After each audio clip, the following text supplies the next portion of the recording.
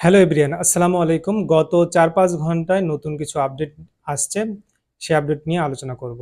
পৃথিবীর সবচেয়ে গুরুত্বপূর্ণ সমুদ্রপথে আজ থেকে শুরু হয়েছে এক অভূতপূর্ব নৌ অবরোধ। হরমুজ প্রণালী, যেখান দিয়ে প্রতিদিন বিশ্বের ৮০% তেল পরিবহন হয়, সেই পথ আজ বন্ধ। প্রশ্ন হচ্ছে, এই সিদ্ধান্ত কি আমেরিকার জন্য বুমেরাং হয়ে যাবে না তো? শুরুতেই পটভূমি জেনে আসি। গত ২৮ ফেব্রুয়ারি ২০২৬ আমেরিকা ও ইসরায়েল ইরানে বিমান হামলা শুরু করে এবং ইরানের সর্বোচ্চ নেতা আলী খামেনিকে হত্যা করে। এর পাল্টা হিসাবে ইরান হরমুজ প্রণালী বন্ধ করে দেয়। ইসরায়েল ও আমেরিকার সামরিক ঘাঁটিতে ক্ষেপণাস্ত্র ও ড্রোন হামলা চালায়।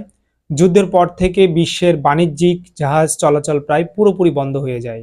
সংখ্যায় বললে এখন পর্যন্ত কমপক্ষে ২২টি জাহাজে হামলা হয়েছে, ১০ জন নাবিক নিহত হয়েছে, প্রায় ২০,০০০ নাবিক নিরাপদে চলাচল করতে পারছে না এবং প্রায় ৮০০টি বাণিজ্যিক জাহাজ, যার মধ্যে ৪০০টি তেলবাহী ট্যাঙ্কার, আটকা পড়ে আছে।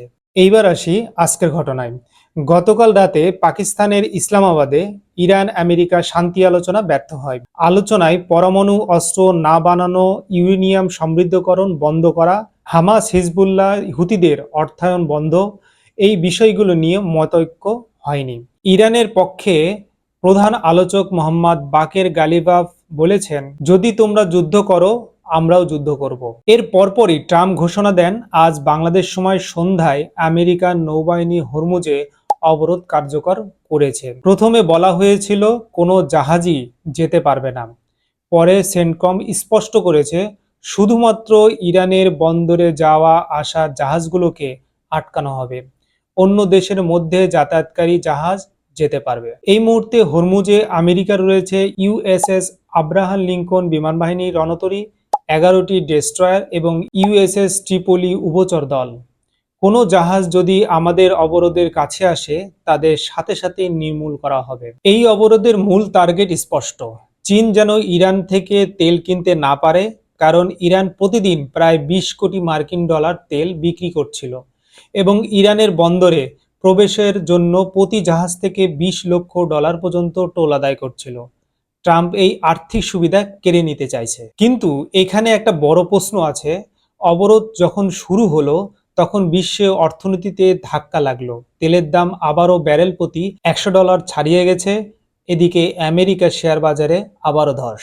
আর স্কাই নিউজের সামরিক বিশেষজ্ঞ শন বেল বলেছেন, এই নৌ অপারেশনে প্রতিদিন আমেরিকার কয়েক বিলিয়ন ডলার খরচ হচ্ছে, অথচ ইরান শুধু চুপচাপ বসে থাকলেই হচ্ছে। ইরান তো চুপচাপ নিজের দেশে বসে আছে, ওদের আর কিছু করার দরকার নেই। আমেরিকা এভাবে প্রতিদিন বিলিয়ন বিলিয়ন ডলার বেশি দিন খরচ করতে পারবে না। তেহরান বিশ্ববিদ্যালয়ের অধ্যাপক মোহাম্মদ মারেন্দি, যিনি পাকিস্তানে ইরানের আলোচনায় অংশ নিয়েছেন, তিনি বলেছেন, ইরানের সাথে ৬০টি দেশের সীমান্ত রয়েছে: ইরাক, তুরস্ক, পাকিস্তান, আফগানিস্তান, তুর্কমেনিস্তান, আজারবাইজান ও আর্মেনিয়া।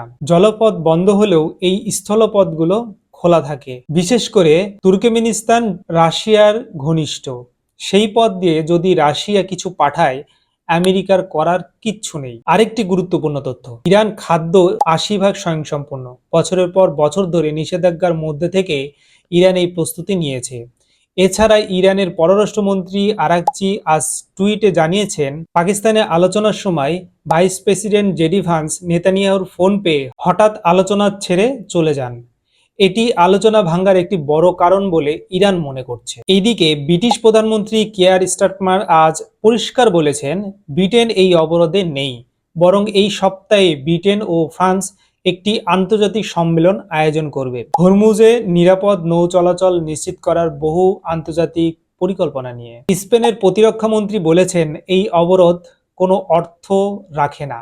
ন্যাটোর একজন সিনিয়র কর্মকর্তা জানিয়েছেন, ৪০টিরও বেশি দেশ নিয়ে একটি জোট হরমুজ পুনরায় খুলতে পরিকল্পনা করছে। ইরান এই অবরোধকে বলছে সমুদ্র দস্যুতা। তুরস্কের পররাষ্ট্রমন্ত্রী আজ স্পষ্ট করে বলেছেন, ইসরায়েলের পাশে থাকলে আমেরিকাকে সবসময় যুদ্ধের মাঝেই থাকতে হবে। ইরানের পর তুরস্ক হতে পারে ইসরায়েলের পরবর্তী টার্গেট। আর এদিকে ইরানের পার্লামেন্ট স্পিকার গালিবাফ আমেরিকার ওয়াশিংটন ডিসির পাম্পে পেট্রোলের দামের ছবি পোস্ট করে লিখেছেন, এই দামটা উপভোগ করুন। অবরোধের পর আপনারা $4 থেকে $5 গ্যাসের জন্য নস্টালজিক হয়ে পড়বেন। আমেরিকান অধ্যাপক জন মেয়ারশেইমার বলেছেন, ট্রাম্প সবসময় বাজার ও তেলের দাম নিয়ে চিন্তিত থাকেন। যুদ্ধের শুরুতেই তিনি ইরানের উপর নিষেধাজ্ঞা তুলেছেন, কারণ তিনি চাননি তেলের দাম বাড়ুক। কিন্তু এখন নিজেই এমন একটি পদক্ষেপ নিলেন যা বিশ্বের তেল বাজারে আগুন লাগিয়েছে। ইরান যুদ্ধের প্রথম দিন থেকে বলে আসছিল, হরমুজ বন্ধ করে বিশ্বকে চাপে ফেলে আমেরিকাকে থামাতে বাধ্য করাবে। আমেরিকা এখন নিজেই সেই কাজটা করে দিল। কিং কলেজ লন্ডন এর নিরাপত্তা বিশেষজ্ঞ অ্যান্ড্রুয়েস বলেছেন, ট্রাম্পের এই পরিকল্পনা অবাস্তব। জাহাজ চিহ্নিত করা, থামানো, বোর্ডিং করা, পৃথিবীর সবচেয়ে ব্যস্ত ও রাজনৈতিকভাবে সংবেদনশীল সমুদ্রপথে এটি অত্যন্ত ঝুঁকিপূর্ণ। সিএনএন এর কলামিস্ট আজ লিখেছেন, ট্রাম্পের হরমুজ অবরোধ বিশ্ব অর্থনীতিতে আরেকটি গুরুতর আঘাত হানার ঝুঁকি তৈরি করছে। নিউ ইয়র্ক টাইমস রিপোর্ট করছেন, আগামীকাল থেকে বিশ্বের বিভিন্ন দেশের নেতাদের ফোনে ট্রাম্পের ফোন অবিরাম বেজে উঠবে। ভিয়েতনাম যুদ্ধে আমেরিকা প্রায় প্রতিটি সামরিক সংঘাতে জয়ী হয়েছিল, কিন্তু যুদ্ধে হেরেছিল। আমেরিকা বছরে গড়ে 2.5টি দেশে যুদ্ধে জড়াতো। সোভিয়েত ভাঙার পর থেকে সংখ্যাটা বেড়ে দাঁড়িয়েছে 3.5-এ। আগামী 22 এপ্রিল যুদ্ধবিরতির মেয়াদ শেষ হবে। এর আগের 1.5 সপ্তাহ পৃথিবীর অর্থনীতির জন্য খুবই গুরুত্বপূর্ণ। অনেক দেশ তেলের মজুদ শেষের পথে। বিশ্ব অর্থনীতি চাপে। এই চাপ ট্রাম্পের নিজের দেশের ভোক্তাদেরও কম লাগছে না। তাই প্রশ্ন হচ্ছে, এই অবরোধ খেলায় কে বেশি দিন টিকবে? ইরান, যারা 40 বছর ধরে নিষেধাজ্ঞার মধ্যেও টিকে আছে, নাকি আমেরিকা? আপনাদের কি মনে হয়? কমেন্টে জানান। ভিডিও ভালো লাগলে শেয়ার করবেন, কারণ এই তথ্যগুলো সবার জানা দরকার। আজকে এই পর্যন্তই। আল্লাহ হাফেজ।